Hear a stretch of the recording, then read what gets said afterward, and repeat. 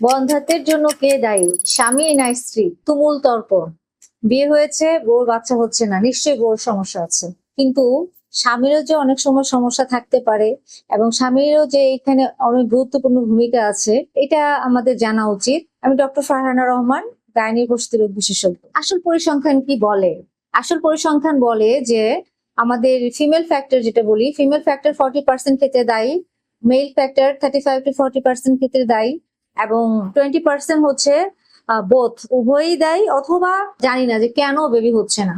আমরা যে শুধু যে আমাদের বাচ্চা হচ্ছে না বা বন্ধ্যাত্বের জন্য যে শুধু মহিলারাই দায়ী, এটা কিন্তু আসলে ঠিক না। ইনফার্টাইল পেশেন্ট যখন আমাদের কাছে আসে, তখন আমাদেরকে অবশ্যই মহিলা এবং পুরুষ দুজনেরই পরীক্ষা করতে হবে।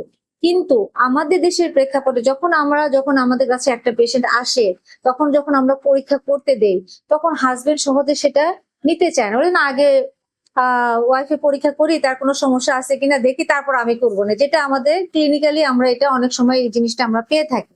তো আসলে এই সিলেক্টিভ কেসে অবশ্যই আমাদের মেল এবং ফিমেল দুজনকেই পরীক্ষা করে তারপর আমাদের এই চিকিৎসায় যাওয়া উচিত। ফিমেল আর মেল দুজনকে তো করতে হবে। মেল ফ্যাক্টরটা যাতে আগে পরীক্ষা করে, মানে যে পুরুষ স্বামী, তার যাতে পরীক্ষাটা আগে হয়। কেন আগে হয়? তার কারণ হচ্ছে খুব সহজে করা যায়, এটা একটু খরচ কম, এবং এক্ষেত্রে 2 থেকে 3 দিন বিরত থেকে আমরা এই পরীক্ষাটা করতে পারি। এবং এই পরীক্ষাটা করলে আমরা একটা শুক্রাণুর গঠন, শুক্রাণুর গতি, শুক্রাণুর পরিমাণ, এইগুলোর ধারণা আমরা পাই, এবং সেক্ষেত্রে আমাদের চিকিৎসা ক্ষেত্রে অনেক বড় একটা ভূমিকা রাখে এবং আমরা অনেকটুকু বুঝতে পারি, তখন আমরা এটা নিয়ে আগাতে পারি।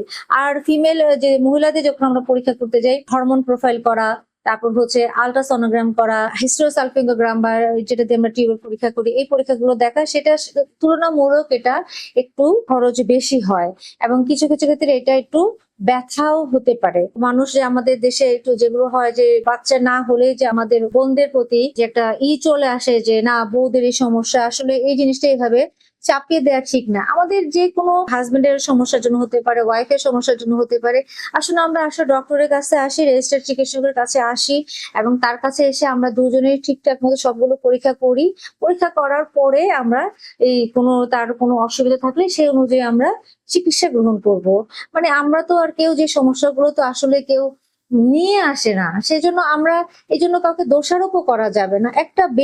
সবাই একটা বেবি চায়, একটা বেবি সবাই চায়, সে হাজবেন্ড চায়, সে ওয়াইফ চায়, সবাই চায়। কিন্তু আমাদের পারিপার্শ্বিক ভাবে এত চাপ এবং এটা মেন্টাল স্ট্রেসটা এখানে অনেক বেশি, মানে এখানে একটা দায়ী বাচ্চা না হওয়ার জন্য। যদি এরকম কোনো সমস্যা হয় যে আমাদের বাচ্চা হচ্ছে না, অবশ্যই আমরা ডক্টরের কাছে আসি এবং অবশ্যই স্বামী স্ত্রী দুজনে মিলেই আসি। ধন্যবাদ। আসসালামু আলাইকুম।